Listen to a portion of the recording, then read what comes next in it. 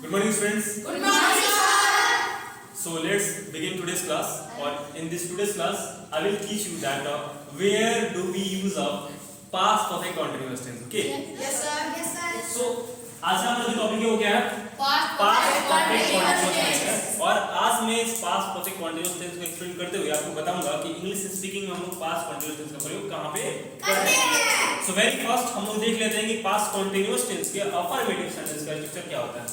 मैं आपको यहाँ पर ग्रामर नहीं पढ़ा रहा हूँ, मैं आपको बस बता रहा हूँ कि पास्ट कंटीन्यूअस टेंस का प्रयोग करके हम इंग्लिश स्पीकिंग में कैसे इसका यूज कर सकते हैं. तो सबसे पहले हम लोग स्ट्रक्चर देख लेते हैं क्योंकि यही बहुत ही इंपॉर्टेंट रोल होता है इसमें, क्योंकि इसके बिना हम लोग इस सिचुएशन को क्या कर सकते हैं, एक्सप्रेस नहीं कर सकते. ठीक है, देखिए स्ट्रक्चर है subject plus had been plus before plus object.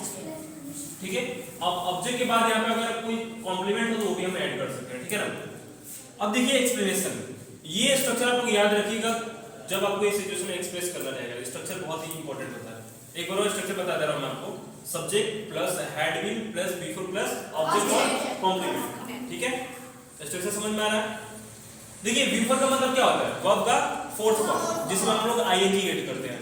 Explanation समझते हैं.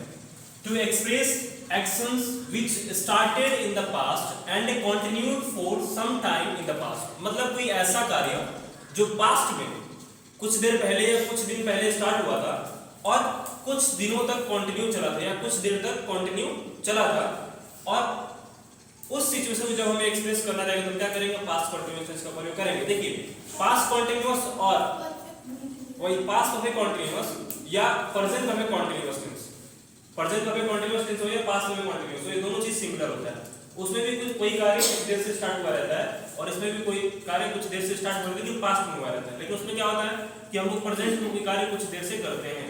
Yes. दोनों का सिचुएशन हमारा सेम होता है. जैसे मैं मान लीजिए यहाँ पे मैंने लिख रखा है I had been working in this company for 2 years. मतलब मैं इस कंपनी में, मान लीजिए कोई कंपनी है और आपको बताना है आप उस कंपनी में 2 सालों से काम कर रहे थे. जैसे बोलेंगे I had been working in this company for 2 years. मतलब मैं इस कंपनी में 2 सालों से काम कर रहा था. ठीक है, इसमें था आता है. मैं इस कंपनी में 2 सालों से काम कर रहा था. लेकिन अगर इसी चीज को अगर मुझे बोलना हो प्रेजेंट परफेक्ट कंटीन्यूअस टेंस में, तो हम बोलेंगे I have been working in this company for 2 years. तो हमारा कर रहा हूं यानी कि अभी भी आप कोई काम कर रहे हो. लेकिन इसमें क्या होता है कि आप वो काम पास्ट में स्टार्ट किए थे, कुछ दिनों तक किए थे और अभी उस कंपनी में काम नहीं कर रहे, मतलब अभी वो काम आप नहीं कर रहे हो. उस सिचुएशन में इसको यूज करते हैं. फॉर एग्जांपल दूसरा समझ लेते हैं. Mohan had been crying in pain all night. अब देखिए इस सेंटेंस का मतलब क्या है, मैं आपको समझा रहा हूं. मोहन पूरी रात दर्द से क्या हो रहा है, yes, Mohan had been crying in pain all night. मतलब मोहन दर्द के कारण पूरी रात क्या हो रहा था, रो रहा था. तो मोहन पूरी दर्द से रात भर क्या कर रहा था, रो रहा था. लेकिन अभी क्या कर रहा है, नहीं रो रहा है. लेकिन अगर हम इसी सेंटेंस को बोले प्रेजेंट परफेक्ट कंटीन्यूअस टेंस, मतलब बोलेंगे कि Mohan has been crying all night.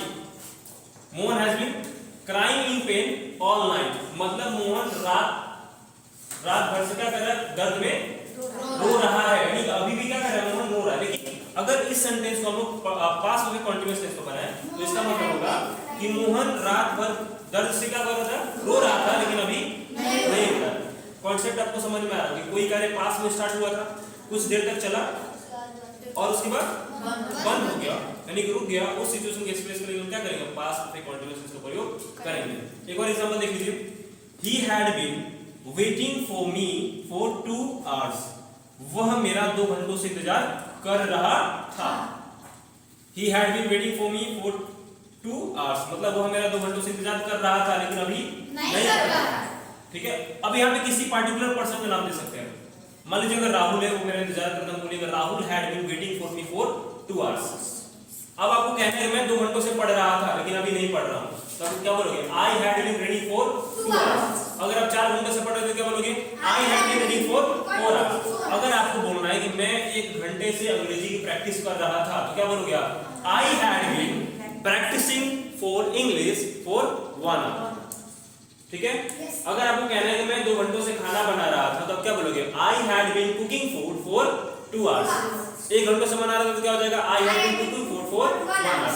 अब आपको कहना है कि मैं 2 सालों से इस स्कूल में पढ़ रहा था. I had been studying in this school for 2 years. Concept समझ में आ रहा है? Yes, sir. अगर आपको डाउट हो कि किसके साथ क्या लगाएंगे तो उसमें कोई डाउट की जरूरत नहीं है। किसी भी सब्जेक्ट के साथ हो, भले सब्जेक्ट हमारा सिंगुलर हो या प्लुरल हो, उसमें हम क्या करेंगे, हेड भी नहीं लगाएंगे। इसमें और भी कोई पार्टिकुलर इसमें हेल्पिंग वर्ब नहीं है। Yes. आई होप कि आपको समझ में आ रहा है। Yes, sir.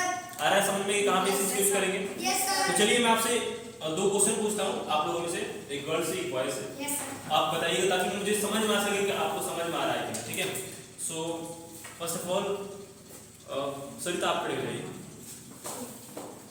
अब आप मुझे बताइए, जब आपको बोलना होगा कि मैं 10 मिनट से अंग्रेजी बोल रही थी, कॉन्सेप्ट मेरा पहले क्वेश्चन समझ लीजिएगा कि मैं 10 मिनट से अंग्रेजी बोल रही थी या मैं 10 मिनट से अंग्रेजी बोल रहा था, यानी कोई काम हमने पास में स्टार्ट किया और अभी क्या कर दिए, उस काम को कुछ देर तक किए और उसके बाद वो काम क्या हो गया, स्टॉप हो गया। तो मैंने इनसे पूछा कि मैं 10 मिनट से अंग्रेजी बोल रही थी, इसको कैसे बोलेंगे?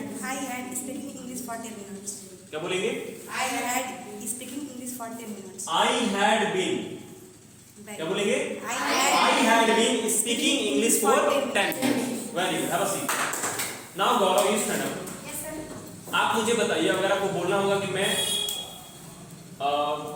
2 घंटों से अंग्रेजी पढ़ रहा था, कैसे बोलेंगे आप?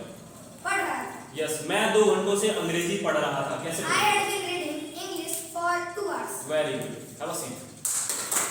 इट मींस कि आपको पास्ट परफेक्ट कंटीन्यूअस टेंस का यूज समझ में आ रहा है। फर्स्ट यूज क्या है?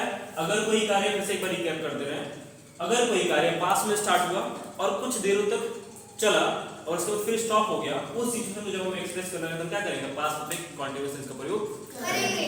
Any doubt? No, sir. Okay then note कर लीजिए आपके साथ।